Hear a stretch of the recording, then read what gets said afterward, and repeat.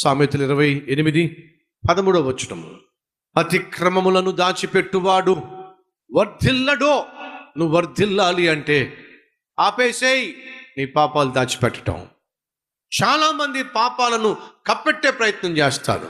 చాలామంది పాపిష్టి పనులను ఎవరి కంట పడకుండా చేస్తారు. నువ్వు పాపాలు దాచిపెట్టేసినా, ఎవరి కంట పడకుండా పాపాలు కప్పెట్టేసినా నువ్వు వర్ధిల్లవు. మరి ఏం చేయాలి బ్రదర్? బైబిల్ సెలవిస్తుంది, వాటిని ఒప్పుకోవాలి, వాటిని విడిచిపెట్టాలి.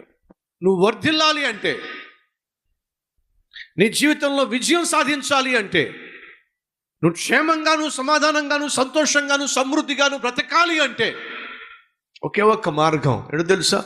నీ పాపములను ఒప్పుకో, దేవుని సన్నిధిలో ఒప్పుకో, చెప్పుకో, పశ్చాత్తాపడు.